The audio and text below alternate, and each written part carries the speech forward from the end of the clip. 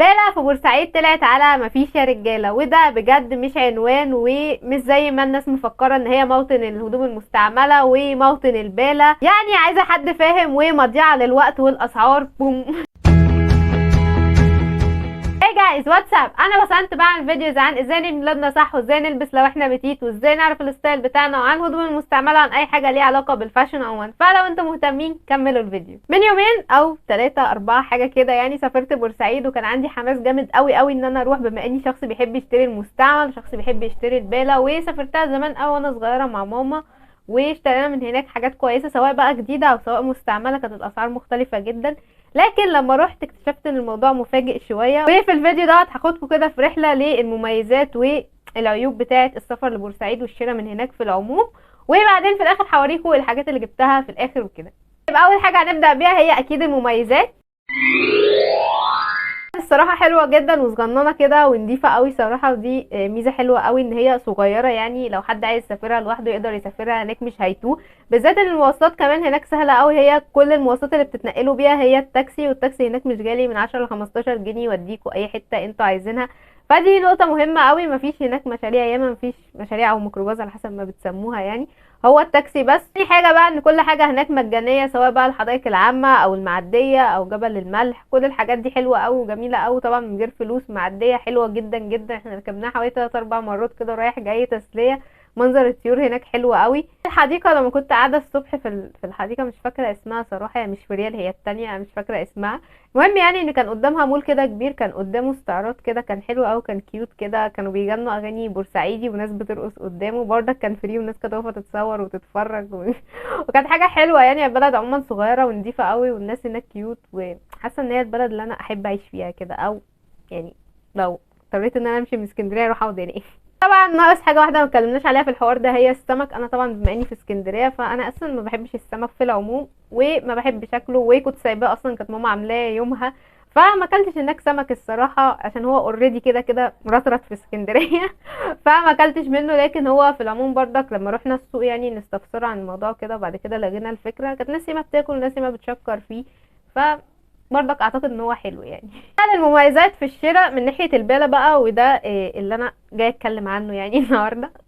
اهم ميزه في حوار الباله دوت هي فكره ان في هناك قطع فينتج كتير قوي. بما ان زي ما قلنا او زي ما هتفهموا في بقيه الفيديو ان البالات هناك معظمها قديم وكده، فرصه ان انتوا تلاقوا قطع فينتج تبقى كتير جدا على غير العادي. فكره ان احنا نلاقي هدوم بتاعه الفاست فاشن اللي هي البراندات اللي احنا عارفينها حاليا مش بتبقى كتير، عكس الهدوم الفينتج بتبقى ياما قوي ومنتشره. لكن هي عايزه حد فاهم، عايزه حد عارف الخامات ايه، هو بيشتري ايه علشان يشتري حاجه كويسه من وسط الحاجه. يعني انا شفت صراحه حاجات كتير قوي عجبتني، لكن انا كنت رايحه وانا اون بادجت وعامله لنفسي شوبينج ليست علشان بقى ما اروحش اشتري كل اللي يجي على بالي وكده. فما اشتريتش كل الحاجات اللي شفتها، علشان انا محتاجه الاول اشتري احتياجاتي اللي انا عايزاها، وبعدين اشتري الزياده. وفي نفس الوقت بقى في حاجات عجبتني وقلت هرجع اجيبها، او هرجع يعني اخد لفه وارجع لها والجو ده. لكن اليوم ما سعفناش الصراحه وما كفاش، وكنا عايزين نروح بدري، ففي حاجات ياما كانت عجباني بس ما اشتريتهاش. ايه تاني حاجه لفتت نظري هناك هي البنطلونات. البنطلونات هناك منتشره بكثره، اللي هي الجينز اللي هي القديمه الفينتج، اللي هي الحاجات بقى بتاعت ليفايز وبولو وبراندات تانية انا معرفش اسمها اصلا، بكواليتي كويسه. والحاجات اللي هي القديمه الجينز اللي هو التخين ده اللي ما بيبقاش فيه مطه، ده اللي تحبوا كده تشتروه اللي يقعد سنين ياما دوت. كان منتشر هناك كتير، وصراحه لقيت فيه مقاسات، ده اللي انا كنتش متوقعه، لان انا اغلب الوقت بلاقي الحاجات دي مقاسات صغننه وباسعار كويسه جدا وبكواليتي كويسه. كان في حاجات ب80، حاجات ب65، وكان في حاجات ب50، بس اللي ب50 ده اللي هو فينتج بس مايل لموضة اول الالفينات، اللي هي مثلا الجيوب الساقطه، مش عارفه وسطه ساقط شويه، باجي معرفش ايه، كل الحاجات دي كانت موجوده هناك وسط الاستندات ووسط الهدوم. بقى حاجه لفتت نظري هناك هي الجلود. كل الحاجات اللي هناك مصنوعه من الجلد، يعني دي جلد طبيعي، سواء بقى بنطلونات، فيستات، جواكت، حتى شفت هناك جيبات، يعني جيبات كالوش وجيبات كده باشكال مختلفه، كلها جلد طبيعي. لكن مشكلتها الوحيده ان هي محتاجه صيانه، وانا كنت رايحه طبعا زي ما قلت ان انا اون بادجت، يعني معايا مبلغ معين عايزه اجيب بيه حاجات معينه، ومش محتاجه حاليا جاكيت جلد ضروري، فما جبتش الصراحه. لكن كل حاجه هناك جلد طبيعي، فدي حاجه كويسه. اللي هو العيوب اول عيب، وده عيب مهم جدا، ان البالة كلها هناك مستهلكة. بورسعيد اوفر ريتد اوي في حوار البالة، وان هي منبع البالة، وان هي اللي بتصدر وين. لكن لما نروح هناك بنلاقي ان البالة مستهلكة، اغلبها قديمة مش كلها حاجات جديدة. فدي بالنسبة لي نقطة مهمة ومحتاجة حد فاهم عشان يبقى عارف هو بيشتري ايه. يعني احنا نزلنا السوق بتاع البالة، اول ما ننزل بنلاقي بقى ان في حاجات ب25، في حاجات ب30، في ب35، الاسعار يعني كويسة. نروح بقى نشوف الحاجة نلاقيها كلها مش حاجات حلوة، يعني حاجات مستهلكة. ده اولا خامات كلها اكليريك، بالنسبة بقى للبلوفرات والحاجات اللي من فوق قليل لما نلاقي وسطها حاجات تكون اصواف طبيعية او حاجات كويسة. فانا بالنسبة لي كشخص بيشتري على طول من اسكندرية، هنا انا اقدر اجيب بنفس السعر حاجات احلى من المنشية مثلا. الستاندات والباسكت بيبقى هناك في حاجات بنفس الاسعار بكواليتي اعلى، حتى لو مش هجيب خامة اللي هي اصواف طبيعية والجو ده، لكن هجيب حاجة تكون جديدة اقدر البسها براحتي. فدي نقطة مهمة، ان الواحد يكون فاهم هو بيشتري ايه. يعني لو حد مثلا مش فاهم هيبقى شايف ان دي حاجة فرصة وهيشتري حاجات بعد كده ممكن تهلك منه بسرعة، او مش هتبقى احسن حاجة، او اصلا مش هيشتري لان الحاجة مش اللي هي ملفتة للنظر او اللي تخليني حابة ان انا اقف اشتري وكده. غير بقى ان السوق هناك بيتعاملوا مع البياعين على اساس ان هم بقى ايه، سياح بجد. يعني احنا بنروح مثلا، يعني انا روحت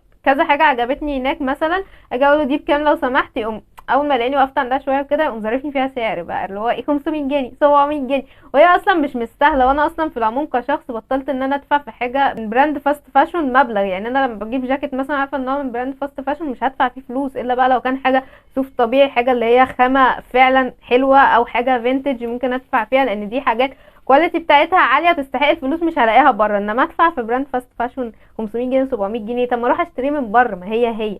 فهو ده اللي برضك مخليني مش حاسه ان هي حاجه حلوه، هي حاجه اوفر ريتد، اخده صيت على الفاضي. إيه في نفس الوقت بقى ايه، ما بيفصلوش.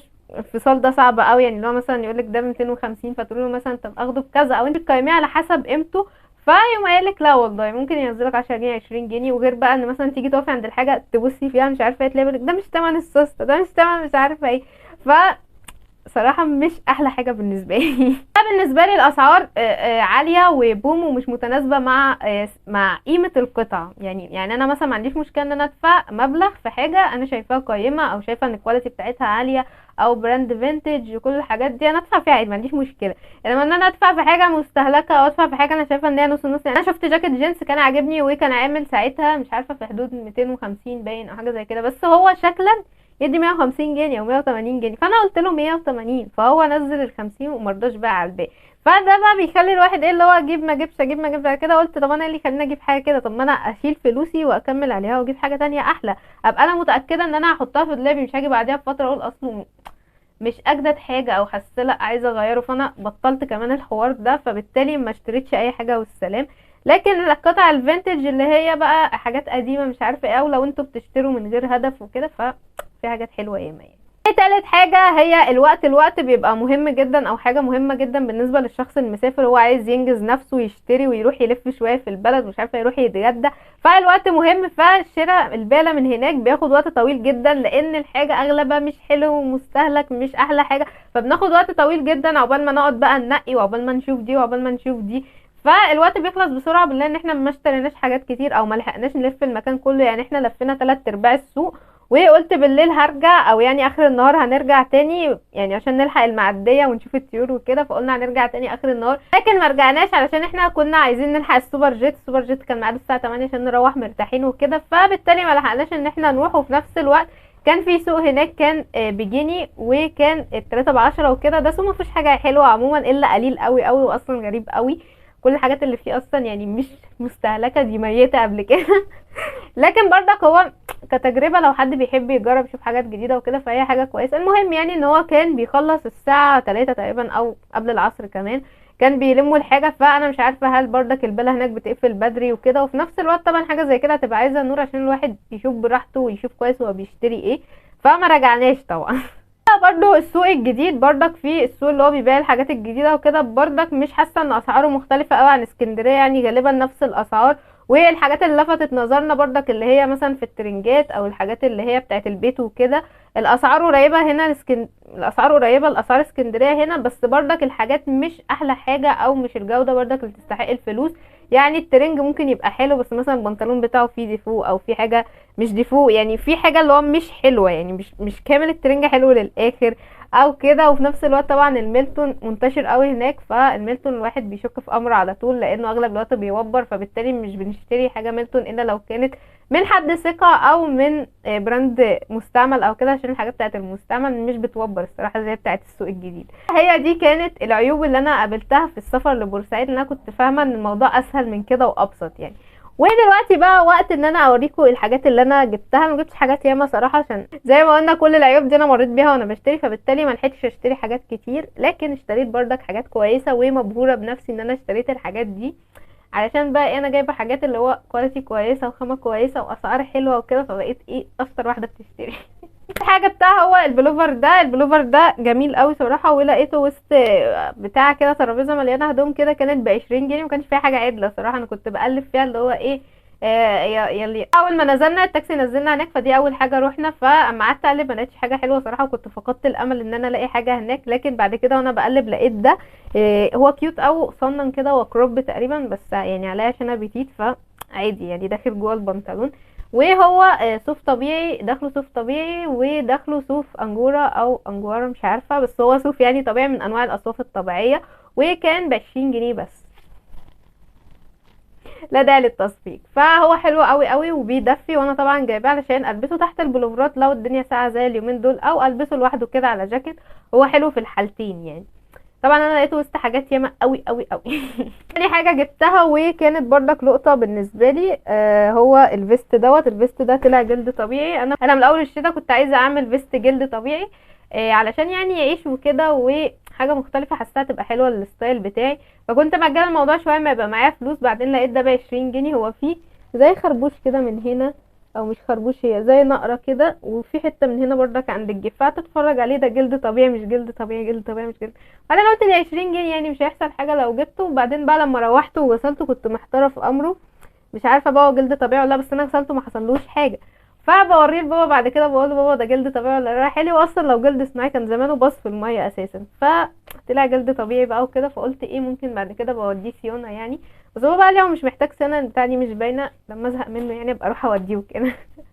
ودي طبعا كل الصور والفيديوهات هتلاقوها بتظهر لكم في الجنب هنا. فصراحه انا مبسوطه قوي بالحاجتين دول، لان انا فعليا كنت محتاجاهم. كنت محتاجه بيزك يكون اسود، عشان انا ما عنديش. في نفس الوقت طبعا الاصواف الطبيعيه أنا دلوقتي بطلت اجيب حاجات مش اصواف طبيعيه، عشان ما بقتش بتدفيني وما بقتش بحب البسها. فمبسوطه بيه، ومبسوطه طبعا بالفيست عشان دي حاجه انا كنت محتاجاها. ايه تالت حاجه جبتها هي البنطلون اللي انا لابساه دوت. هتلاقوه ظهر لكم هنا في الجنب. انا كنت عايزه بنطلون تريننج او بنطلون رياضي بقالي فتره، وكنت لقيت واحد عند بابا في الدولاب، لكن بعد كده ما لقيت ده عجبني. ده اصلا بيتقلب شورت وهو حلو، هو كبير عليا شويه، بس انا حاسه ان مقاسه كده حلو، ان انا اليومين دولت قلبصت شويه، فاللي هو بقالي ياما ما لبستش بنطلونات واسعه عليا. كل البنطلونات بتبقى على مقاسي يعني. فحاسه ان انا اللي هو عايزه حاجه البسها تبقى مرحرحه كده واسعه، وفي نفس الوقت بقى حاجه تغيير، حاجه رياضيه يعني، تغيير عن الستايل بتاعي. وكان ب65 جنيه، وهو فيلة واحنا ماشيين اصلا كنا بنجيبه فطار من عند بتاع الفلافل يعني، فجنبيه محل فلقيته في الاستندات الرجالي، فانا جبته صراحه. وقلت لو ما عجبنيش هبقى اقول لبابا ياخده مني وكده. بس بعد كده عجبني فقلت هلبسه بقى يعني. حاسه ان هو على جاكيت بامب والبلوفر ده يبقى حلو، ولما الدنيا تبقى اقل في الساعه، لان احنا اليومين دول مش عارفه الجو قلب اعاصير ليه، هلبسه على بلوفر كده وبس يعني. تالت حاجة واهم حاجة هي صفقة الجنسات اللي انا مش قادرة اشيلها. دي اهم حاجة جبتها صراحة. ودي اخر حاجة جبتها واحنا ماشيين. كنا المفروض رايحين نسأل على السمك وكده علشان الغدا، وبعد كده لقينا الفكرة وقلنا هنروح المعدية، وبعد كده نرجع نشوف هنتغدى ايه. فانا ماشيه هناك كل المحلات هناك، بورسعيد عامله شبه كل الطرق تؤدي الى روما. طول ما انتم ماشيين اي زقاق اي حته هتلاقوا بتوع هدوم جديده، بتوع هدوم مستعمله. هي بلد مليانه هدوم حرفيا يعني. فاحنا ماشيين لقيت بنطلون متعلق على الستاند، فانا بيلفت نظري الجنس اللي هو الجنس الناشف ده وكده، بيبقى ليه شكل كده بيلفت نظري. فوقفت بقى اشوفه، فلقيته بقى ستاند مليان بقى جنسات وكده. جبنا 6 بنطلونات، بس 6 بنطلونات حلوين. كان الستاند ب65، بس الراجل مرضاش يفاصل في مليم احمر يعني، ونزل لي 10 جنيه على المجمل بالعافيه. انا لما لقيته جنس حلو بقى وكده، وفي حاجات حلوه وكان في قطيفه، بس انا صراحه اللي كان هاممني الجنس، عشان انا كنت عايزه اجيب بنطلون ستريت حلو وبنطلون مام جينز حلو. وبنطلون مام جينز حلو علشان انا ما عنديش اللي هو حاجه زي كده حلوه يعني، عندي واد ليج 2، فكنت محتاجه اجيب حاجه جديده وكده. فعشان كده كنت مركزه مع الجنس، انما هو كان في بنطلونات قطيفه ياما، وكان في بنطلون، كان في يعني حاجات مختلفه، بس انا كنت على الجنس على طول. فلما لقيت كده طبعا ما جبتليش لوحدي، جبت كمان لاخواتي في البيت وكده، وجبت لماما واحد وخالته جابت واحد. فانا طلع لي اتنين. انا قلت بقى اشتري جبت المقاسات بالوايم، اصلا اتصلت بيهم مقاسات ايه ومش عارفه ايه. فجبت بالوايم، ففي واحد طلع على مقاسي وواحد كبير شويه عايز يتضايق من عند الوسط، بس انا عجبني الفيت بتاعه، هو واسع كده. واختي اخدت اتنين، وماما اخدت واحد، وخالته طبعا جابت واحد بتاع خالته عندها، فاحنا معانا خمسه. جبت ده كده على مقاسي، هتلاقوه ظاهر في الجنب هنا انا لابساه. هو من براند انا مش عارفاه اصلا، يعني البراندات دي كلها مش عارفاها، بس في حاجات بحثت عنها لقيتها ياباني، وفي حاجات بحثت عنها لقيتها حاجات قديمه ما اعرفش بلدها ايه.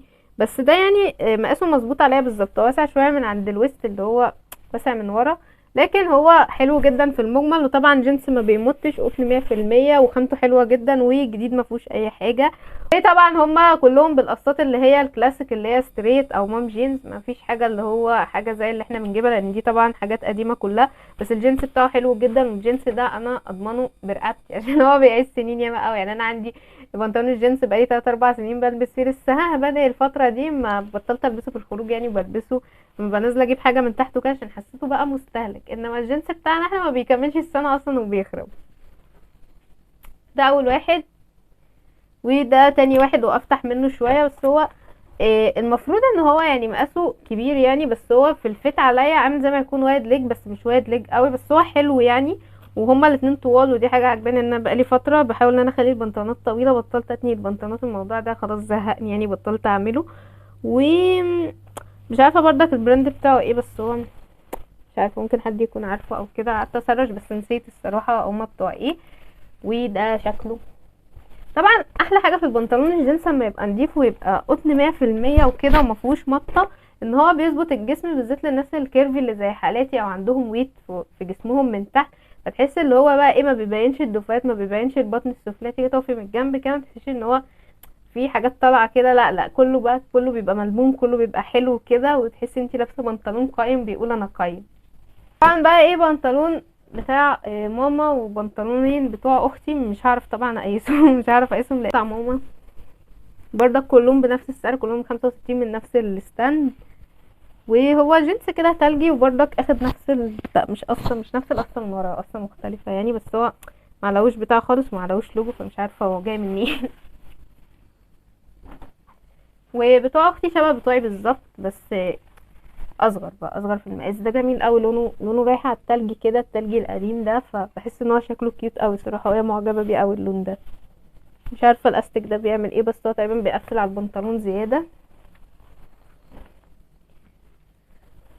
وده الاخير، ده برضك شبه التاني بالظبط، اسمه فري وورلد تقريبا، بس ده تحسه اللي هو جديد قوي، علشان البتاع الجلد بتاعته دي ما فيهاش اي حاجه خالص، فشكله حلو برضو. بس انا بقى كنت ايه، رايحه بقى ايه يعني، بعد ما روحت البيت بقى ندمت ان انا ما جبتليش 4 5، بس انا قلقت من حوار المقاس، علشان بقى احنا في البيت مقاساتنا مختلفه، مش كلنا زي بعض، واجسامنا مختلفه، فبالتالي اي حاجه كنت عاجبها كانت هتتركن بقى. اخر حاجه حديث ان انا جبتها هي الاشربات، واهم حاجه جبتها هي الشرابات. جبت الاشربات ديت الواحد ب10 جنيه، رحنا عند عمو كده، كان عنده اوضه كده عامله شبه ما يكون عامل اوضه كده مصغره، مليانه طرح ومليانه حاجات من دي، كان الواحد ب10 جنيه. جبت اتنين، جبت ده كشمير كده، قلت بيبقوا حلوين، بحب البسهم في الصيف على شعري بقى، بربطهم في الشنطه، بحطهم حاجه في البنطلون، على فستان، اي بتنجان، بيبقوا حلوين الصراحه. بحس ان لون الكشمير لون بيزك كده ويريح مع اي حد. وجبت ده عجبني قوي، ده بردك ده ب10 جنيه، ب10 جنيه ده بردك ب10 جنيه، وده بيفكرني بقى ايه، بيديني الفايبس بتاعت دولسان جابان، اللي هو وردات بقى وفلات وكده. حاسه ان هو هيبقى حلو بقى في الصيف، لو واحد لابس اي تيشيرت او اي حاجه كده بيزك قوي او ساده قوي، تحسي ان الاشرب هيديلها، او السكارف بقى على حسب ما بيقولوا عليه، هيديلها شكل كده وهيفرق يعني معانا. واخر حاجه ندمت ان انا ما جبتش منها ياما هي الشرابات الصراحه. الشراب ده كان ب15 جنيه، وانا جبت بردك وقلت هرجع اجيب تاني، لكن نفس المشكله ان انا ما لحقتش ارجع، وان احنا قعدنا نلف ياما، فما لحقتش اجيب. بس هو جميل قوي ومتبطن، وب15 جنيه بس. ما اعرفش هنا في اسكندريه بكام، وما اعرفش اصلا في اسكندريه في حاجات مطبوعه وكيوت زي كده يعني. ده ستيتش كان في حاجات تانية مختلفة كتير، بس ده عجبني قوي صراحة. وجبت دول، شايفه الواحد كان ب5 باين حاجه كده مش فاكره، واحد ابيض عليه دباديب، واحد عليه قلوب لون لبني. كنت محتاجه بقى ايه ارجع تاني اجيب لي 15 16 شراب تاني بس انا قلت ايه اجيب من الاول من هنا، عشان ده كان اول ما رحنا الصبح، فمش هفتتح يعني الموضوع بالشرابات يعني. فجبنا كام شراب وجبت وخالتي برضه كانت معايا، جابت شرابات ليها وجابت شرابات للعيال. كنا محتاجين نرجع نجيب تاني بس ما لحقناش بالليل عشان السوبر جيت. بس كده دي كانت تجربتي مع بورسعيد. هي تعتبر حلوه ومش حلوه، لكن هي بالنسبه لي اوفر ريتد شويه يعني. وهل ممكن اديها فرصه تاني واروح؟ هروح تاني، لكن مش هبقى حاطه شوبينج ليست، فهروح اشتري بقى كده عشوائي اللي يجي معايا حلو هجيبه. وهروح بس ان انا اكون رايحه اشتري هدوم، يعني مش رايحه بقى اتفسح او مش رايحه اخد جوله في البلد وكده، انا رايحه بس اشتري هدوم. وده عشان الحاجات الفينتج اللي هناك حلوه صراحه، يعني فرصه ان احنا نلاقي حاجات فينتج بتصميم مختلف، بتصاميم مختلفة ممكن محدش يعجبه غيرنا، عشان دي بتبقى حاجات بتعتمد على الذوق الشخصي او التفضيل الشخصي. وطبعا عشان البنطلونات الجينز من اكتر الحاجات هناك اللي عجباني، يعني هي اي بنطلون جينز هناك يعني 90% منهم بيبقوا حلوين الصراحة وخامتهم حلوة، فممكن اروح تاني. ولوحدي بردك من غير العيلة، عشان اعرف الف براحتي واشتري هدوم بس.